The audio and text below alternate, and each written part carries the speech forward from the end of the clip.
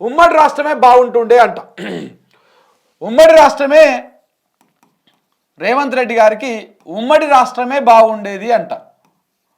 ఇక అది ఎందుకు బాగుంది అని చెప్పేసి మన ముఖ్యమంత్రి వర్యులు ఈ మాట మాట్లాడారు. ఎవరు? రేవంత్ రెడ్డి గారు. రేవంత్ రెడ్డి గారు ముఖ్యమంత్రి గారు ఏమన్నారు? ఉమ్మడి రాష్ట్రమే బాగుంటుండే. మరి ఈ మాట మాట్లాడుతందుకు నేను ఒక తెలంగాణ బిడ్డని, నేను ఒక తెలంగాణ రాష్ట్రానికి నాయకుడిని, రాష్ట్రాన్ని ఏలుతున్నటువంటి ముఖ్యమంత్రిని, నేను ఈ మాట మాట్లాడొచ్చునా మాట్లాడకూడదా? ఒకవేళ మాట్లాడితే అది ఏ విధమైనటువంటి చర్చకు దారితీస్తుంది? మన రాష్ట్ర ప్రతిష్ట కానీ రాష్ట్ర పరువు కానీ ఏ విధంగా ఉంటుంది? మన రాష్ట్రానికి ఖ్యాతిని పెంచేటువంటి ప్రయత్నం చేయాలి. కానీ అలా చేయకపోగా ఈ రకంగా వ్యాఖ్యలు చేయడం దేనికి నిదర్శనం? ఎందుకోసం ఈ మాటలు మాట్లాడాల్సి వచ్చింది? ఫస్ట్ ఆ వార్త చదివిన తర్వాత మీకు ఎక్స్ప్లెయిన్ చేసేటువంటి ప్రయత్నం చేస్తాం. అయ్యో, ఉమ్మడి పాలనే బాగుంది, తెలంగాణ వచ్చాక నష్టపోయాం, ఈ అభిప్రాయం అందరిలో వచ్చింది. ఉమ్మడి రాష్ట్రంలో ఆదాయం బాగుంటుండే, ఇప్పుడు 4,000 కోట్లు తక్కువ వస్తున్నాయి, ఆర్థిక ఇబ్బందులు తలెత్తుతున్నాయి, సమస్యలు పరిష్కరించుకోలేకపోతున్నాం, కాంట్రాక్టు అవుట్సోర్సింగ్ వారిని రెగ్యులరైజ్ చేయలేకపోతున్నాం. ఉద్యోగులతో భేటీ సందర్భంగా సీఎం రేవంత్ రెడ్డి యూపీఎస్సీ ఇంటర్వ్యూలకు సెలెక్ట్ అయిన వారి సత్కార కార్యక్రమంలోనూ ఇదే తరహాలో మాట్లాడినటువంటి ముఖ్యమంత్రి ఉమ్మడి రాష్ట్రంలోనే బాగున్నాం, తెలంగాణ వచ్చాకే ఎక్కువ నష్టపోయామంటూ సీఎం రేవంత్ రెడ్డి చేసిన వ్యాఖ్యలు తీవ్ర దుమారాన్ని రేపుతున్నాయి. ప్రత్యేక తెలంగాణ రాష్ట్రాన్ని కించపరుస్తూ ఆయన వ్యాఖ్యానించడాన్ని తెలంగాణ వాదులు తీవ్ర స్థాయిలో తప్పుపడుతున్నారు.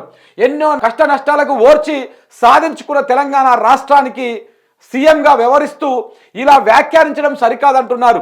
ఎక్కడికి వెళ్ళినా ఎక్కడున్నా సగర్వంగా రాష్ట్ర గౌరవాన్ని చాటుకుంటామని, అలాంటిది అవమానకరంగా వ్యాఖ్యానించడం సీఎం రేవంత్ రెడ్డికి భావజాలానికి నిదర్శనమని అన్నారు. కన్నతల్లి లాంటి జన్మభూమిని తక్కువ చేసి మాట్లాడి గౌరవం తగ్గించడం కాదా అని కూడా అంటూ ఉన్నారు. ఒకసారి ఈయన ఏ విధంగా మాట్లాడిండో ఆ మాట కూడా మీకు వినిపిస్తా చూడండి ఒకసారి. ఎంత దుర్మార్గం అంటే, ఇగో, ఉమ్మడి రాష్ట్రానికంటే ప్రత్యేక తెలంగాణ రాష్ట్రంలో మాకు ఎక్కువగా అన్యాయం జరిగిందని ఆలోచన చేసే పరిస్థితులు ఉత్పన్నమైంది. అది అది అది ఆయన మాట్లాడే పద్ధతి. ఇది బయటికి వచ్చింది. ఇది బయటికి రాకుండా ఉద్యోగులతో మాట్లాడినటువంటి మాటలు చాలా తీవ్రమైనటువంటి దుమారాన్ని లేపుతా ఉన్నాయి. అంటే తెలంగాణ అస్తిత్వం మీద రేవంత్ రెడ్డికి తెలంగాణ మీద ఉన్నటువంటి ప్రేమని మరొకసారి చెప్తా ఉన్నాయి. నీకెందుకు బాగుంటుంది చెప్పండి? నీకెందుకు బాగుంటుంది? నేను ఒక వీడియో కూడా చూపిస్తా. కేసీఆర్ TV9తో ఒక ఇంటర్వ్యూ చేసిరు. నిన్న ఆ వీడియో బాగా సర్క్యులేట్ అయ్యింది. కవిత గారు, సీనియర్ జర్నలిస్టు కవిత గారు ఆ ఇంటర్వ్యూని చేసిర్రు. దానికి సంబంధించినటువంటి వీడియో కూడా మీకు ప్లే చేసి చూపిస్తా. ఫస్ట్ ఈయన గురించి మాట్లాడిన తర్వాత ఆ వీడియో కూడా మీకు ఒకసారి చూపించేటువంటి ప్రయత్నం చేస్తా. ఉమ్మడి రాష్ట్రమే బాగుంటుండే అంట, అప్పుడు ఆదాయం బాగా వస్తుండే అంట, అప్పటికంటే ఇప్పుడు 4,000 కోట్ల ఆదాయం తక్కువ వస్తుందంట, అందుకే మేము ఉద్యోగులకు సరిగ్గా న్యాయం చేయలేకపోతా ఉన్నామంట, ఈ అవుట్సోర్సింగ్ వాళ్ళు, ఈ కాంట్రాక్టు బేస్లో పనిచేసేటువంటి ఉద్యోగులు ఎవరైతే ఉన్నారో వాళ్ళని రెగ్యులరైజ్ చేయలేకపోతున్నామంట. ఇది రేవంత్ రెడ్డి చెప్తున్నటువంటి కథ. కానీ కేసీఆర్, నువ్వు ఇలా అంత అయినటువంటి అలికిన ఇంట్లో వచ్చి కూర్చున్నావు, నువ్వు గుడ్డు పెడతాందుకు. కానీ దానికంటే ముందు కేసీఆర్ 2014లో రాష్ట్రానికి ముఖ్యమంత్రి అయినరు. అప్పుడు తెలంగాణ రాష్ట్ర పరిస్థితి ఇప్పుడున్న దానికంటే 1000 రెట్లు అధ్వాన్నంగా ఉన్నది అప్పుడు. అయినా కేసీఆర్ మరి తిన్నడో పన్నడో ఏం చేసిండో ఏమైందో, అప్పు తెచ్చిండో సప్పు తెచ్చిండో తెలియదు. 10 ఏళ్ళల్లో తెలంగాణ జర తెరువుకొచ్చింది. తెలంగాణ కళ్ళు జర చూస్తాను, తెలంగాణలో అక్కడక్కడ పచ్చబడ్డది. రైతులు కొంత జర్ర పచ్చగా బుక్కెడు బువ్వ తింటున్నారు, అలా పొలాలు ఆడ చూసుకుంటున్నారు. ఆ పరిస్థితి వచ్చింది తెలంగాణలో 10 ఏళ్ళల్లో.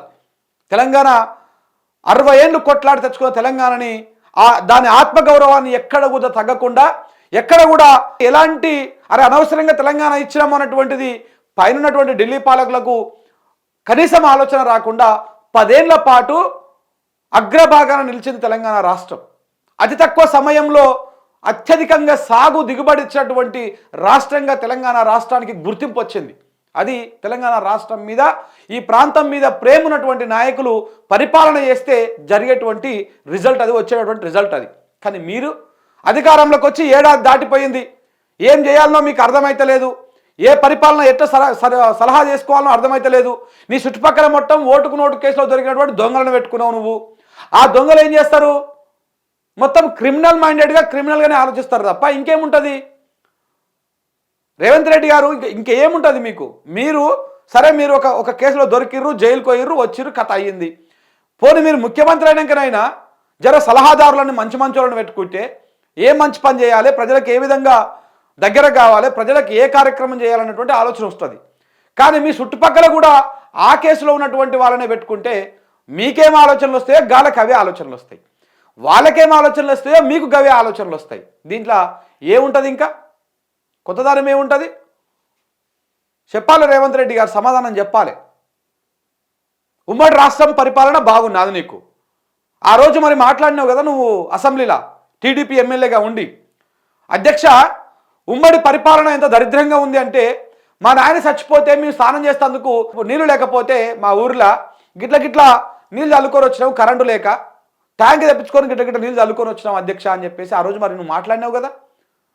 సమైక్య పాలన గురించి, సమైక్య పాలనలో ఈ ప్రాంతం పరిస్థితి గురించి, ఇక్కడ రైతుల గోస గురించి ఆ రోజు మరి నువ్వు అసెంబ్లీలో ఎట్లా మాట్లాడినావు? బాగుంటే చంద్రబాబు నాయుడు సంఖలో ఉన్నన్ని రోజులు నీకు అంతా మంచిగా అనిపించింది.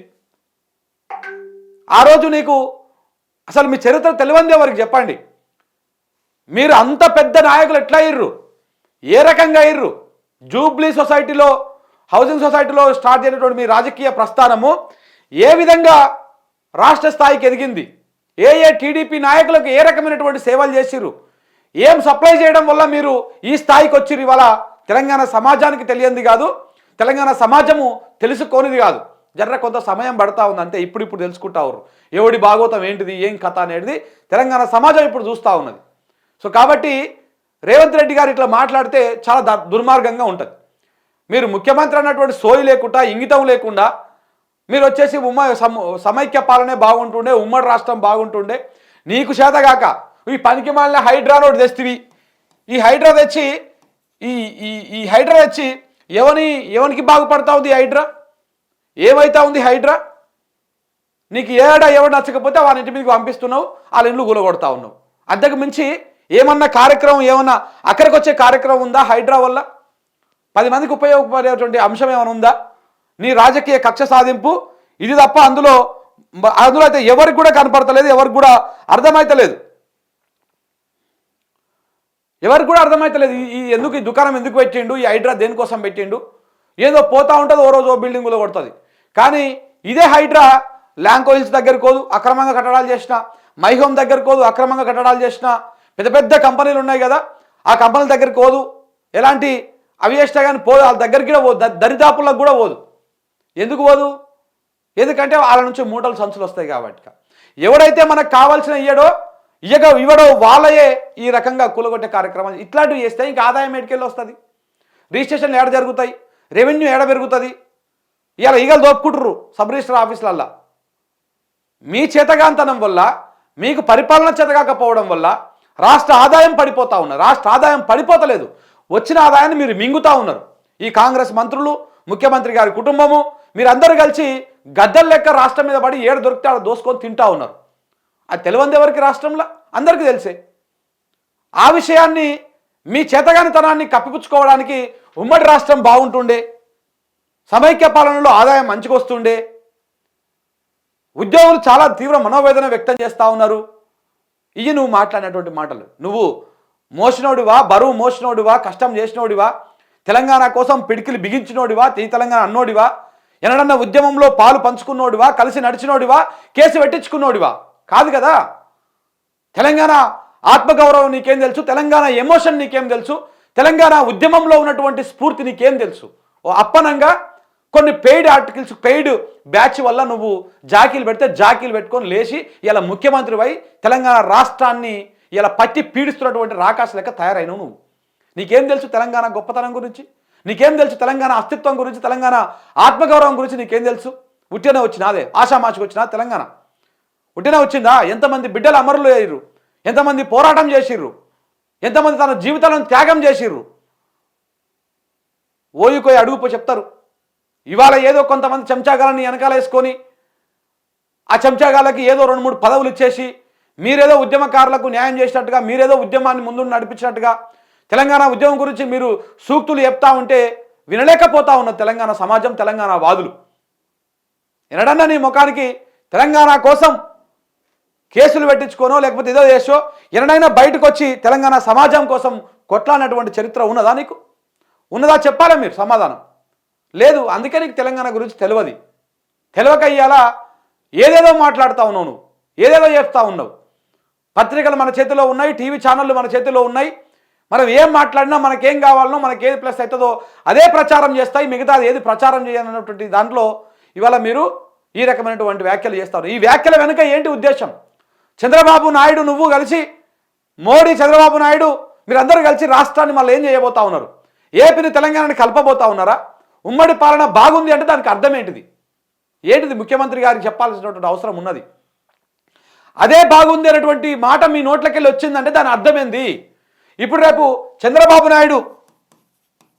నాయుడు ప్లస్ రేవంత్ రెడ్డి కలిసి ఈ రాష్ట్రాన్ని ఏపీని ప్లస్ ఇప్పుడు నువ్వు టీజీగా మార్చావు కదా, దీన్ని మళ్ళా ఏపీగా చేయబోతా ఉన్నాడా? ఉమ్మడి రాష్ట్రంగా చేయబోతా ఉన్నారా? ఏం చేయబోతా ఉన్నారు? తెలంగాణ సమాజానికి సమాధానం చెప్పాల్సినటువంటి అవసరము ఈ ముఖ్యమంత్రి మీద ఉన్నది.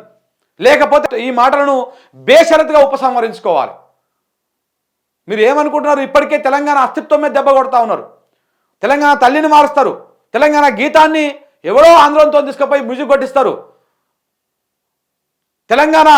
తెలంగాణ రాష్ట్రం అని చెప్పేసి ఈ రాష్ట్రాన్ని తెలంగాణ స్టేట్ ఎక్కడ మాట్లాడినా టీఎస్ అంటే తెలంగాణ స్టేట్ అనేటువంటిది మాది ప్రాంతం కాదు. ఈ ప్రాంతం అనేటువంటి ఈ పేరులోనే అన్యాయం జరిగి మేము 60 ఏళ్ళు గోసపడ్డాము. అందుకనే మాది ప్రాంతం కాదు, మాది రాష్ట్రం అని చెప్పడం కోసం తెలంగాణ స్టేట్ అని పెడితే ఆ స్టేట్ను తీసేసి అలా మరి తెలంగాణ అంటే టీజీ అని పెట్టినావు. మరి టీజీ అంటే ఏంటిది? ఏవో చాలామంది మాట్లాడతారు టీజీ అంటే తెలంగాణ, జీ అంటే గీత అని చెప్పేసి వీళ్ళ ఆవిడ పేరు వచ్చినట్టుగా. మరి ఏంటిది చెప్పాలి, దానికి సమాధానం చెప్పాలి. మీరు ఇన్ని రకాలుగా తెలంగాణ అస్తిత్వం మీద ఫైట్ చేసుకుంటూ వస్తూ ఉన్నారు, అస్తిత్వాన్ని రూపుమార్చేటువంటి ప్రయత్నం చేస్తూ ఉన్నారు.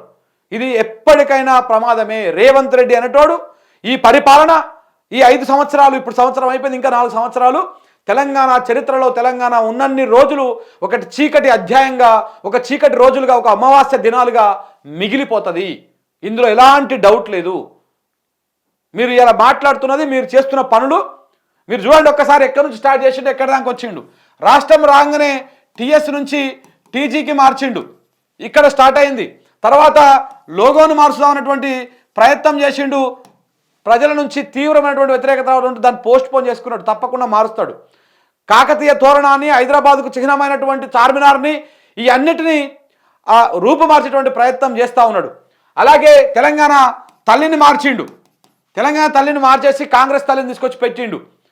ఈవెన తెలంగాణ తల్లి ప్రతి 7 డిసెంబర్ 9 తారీఖు నాడు మీరు తెలంగాణ తల్లికి ఉత్సవాలు చేయాల్సిందే, పూజలు చేయాల్సిందే, పునస్కారాలు చేయాల్సిందే, పులదండలు వేయాల్సిందే అని చెప్పేసి హుకుం జారీ చేసిండు. నువ్వేమో నియంతవా? నువ్వేమో నార్త్ కొరియా అధ్యక్షునివా? ఇట్లా నేను చెప్పిందే చేయాలి, చేయకపోతే ఊకునేది లేదని చెప్పేసి ఇలా ఒక హుకుం జారీ చేయడానికి నువ్వేమన్నా నియంతవా? ఇదేమన్నా నియంత సామ్రాజ్యమా తెలంగాణ రాష్ట్రం? కాదు కదా. ప్రజలు ఏం మాట్లాడాలి, ఏం మాట్లాడకూడదు, ఎవరిని కొలవాలి, ఎవరిని కొలవకూడదు నువ్వెట్లా డిసైడ్ చేస్తావు? Who are you? నువ్వు డిసైడ్ చేస్తే ప్రజలు ఆ రకంగానే ఉంటారనుకోవడం నీ అమాయకత్వం అవుతుంది. ఇట్లా తెలంగాణ తల్లిని మార్చేసిండు. తెలంగాణ గీతం అనేది ఆ ఆంధ్ర వాళ్ళతో చేపించి అక్కడ కూడా తెలంగాణ వాసన లేకుండా చేసిండు. ఇట్లా ఒక్కొక్కటిగా తెలంగాణ అస్తిత్వం మీద దెబ్బ కొట్టుకుంటూ వస్తూ ఉన్నాడు. మొన్న ఏదో పుస్తక ఆవిష్కరణ సందర్భంగా కొన్ని వ్యాఖ్యలు, అసలు తెలంగాణ అంటే కేసీఆర్ ఆమరణ దీక్ష ఇవి మాత్రమే గుర్తొస్తున్నాయి, దీన్ని రూపు మార్చాలి అంటే కాంగ్రెస్ పార్టీతోనే అధిష్టానంతో చర్చలు జరిపినటువంటి వాళ్ళు ఎవరన్నా వెనకాల ముంగలుంటే వాళ్ళ చరిత్ర కూడా రాయాలని చెప్పేసి పుస్తకాల రూపంలో ఒక కుట్రకు తెరలేపేటువంటి ప్రయత్నం. తప్పు లేదు. నిజంగా వాస్తవంగా తెలంగాణ కోసం పాటుపడ్డ వాళ్ళు, అది ఏ పార్టీ అయినా కావచ్చు, వాళ్ళు ఉంటే వాళ్ళ చరిత్ర తెలవడంలో తప్పు లేదు. కానీ దీని ఇంటెన్షన్ ఏంటి అంటే అసలు ఉద్యమాన్నే రూపు మార్చేసి కాంగ్రెస్ యాంగిల్లో చరిత్రను లిఖించుకోవడం కోసం ప్రయత్నాలు చేస్తూ ఉన్నాడు రేవంత్ రెడ్డి. ఇది ఏ మాత్రము సమంజసం కాదు. చరిత్రను వక్రీకరిస్తే అది మాత్రమే ఆమోదయోగ్యమైంది అనుకుంటే అది పొరపాటు జరుగుతుంది. చరిత్రతో పెట్టుకున్నటువంటి వాడు ఎవడు కూడా ముంగలు కోలే. రేపు రేవంత్ రెడ్డి కూడా ఈ అస్తిత్వంతో పెట్టుకుంటా ఉన్నాడు, తెలంగాణ ఆత్మగౌరవంతో పెట్టుకుంటా ఉన్నాడు. ఇది రేపటి నాడు నేను రాజకీయంగా భూస్థాపితం చేస్తుంది. ఏడునాడు కిరణ్ కుమార్ రెడ్డి తొక్కి నారదీస్తే పోయి ఎక్కడ పడ్డాడు? కనీసం రాజకీయ ఆనవాళ్ళు ఉన్నాయి అయ్యాలా? కనపడుతున్నాయా? రేపు నీ పరిస్థితి కూడా అంతకంటే దారుణంగా ఉండబోతా ఉంది తెలంగాణ రాష్ట్రంలో. అధికారం చేతిలో ఉన్నప్పుడు ఎగిరి దుంకుడు బంద్ చేసేయాలి. అధికారం అంటే బాధ్యత. బాధ్యత ఉన్నప్పుడు ఆ బాధ్యతతోటి ప్రజలకు ఏం చేయాలి, మనము పరిపాలన చేస్తున్నప్పుడు ఏం చేయకూడదు అనేటువంటి అంశాన్ని చెప్పాలి. అంతేగాని మీరు ఎగురుతా దుంకుతా అంటే ప్రజలు రేపటి చూస్తారు. 5 ఏళ్ళు ఓపిక పడతారు. 5 ఏళ్ళ నాడు మీకు ఎట్లా బుద్ధి చెప్పాలనో, ఏ విధంగా బుద్ధి చెప్పాలనో, కర్రగాల్చి ఎట్లా వాత పెట్టాలనో అట్లా వాత పెడతారు ప్రజలు.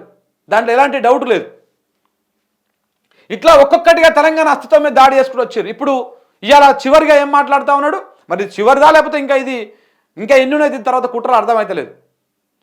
చంద్రబాబుతో మిలాఖతులు, చీకటి ఒప్పందాలు, చంద్రబాబు గోడలు తీసుకొచ్చుకొని సెక్రటరియట్లో కూర్చోబెట్టుకోవడు, ఇట్లాంటి కార్యక్రమాలు జరుగుతూనే ఉన్నాయి. ఫారిన్ పోయి లోకేష్తో మీటింగులు అవ్వడు, ఇట్లాంటివన్నీ కూడా జరుగుతూనే ఉన్నాయి. ఇప్పుడు ఈయన మాట్లాడిన మాట ఉమ్మడి రాష్ట్రమే బాగుంటుండే, ఉమ్మడి పరిపాలనే బాగుంటుండే అంటే ఇక రేపు ఏం చేయాలి? దీని మీద చంద్రబాబు నాయుడు, రేవంత్ రెడ్డి ఇద్దరు కలిసి ఈ తెలంగాణని, ఏపీని కలిపేసి మళ్ళీ ఉమ్మడి రాష్ట్రం చేయాలి. దరిద్రం పోతుంది. ఇక ప్రజలకు కూడా అర్థమైతే తెలంగాణ ప్రజలకు ఏం పొరపాటు చేసినాం, ఏ రకమైనటువంటి అది జరుగుతూ ఉందనేది. తెలంగాణ గురించి నీకు తెలిస్తే నువ్వు ఇట్లా మాట్లాడకపోదు. 2014కి 2024కి మధ్యలో ఏం జరిగింది, తెలంగాణ ఎక్కడి నుంచి ఎక్కడి దాకా పోయిందనేది అవగాహన ఉంటే నువ్వు మాట్లాడకపోదు.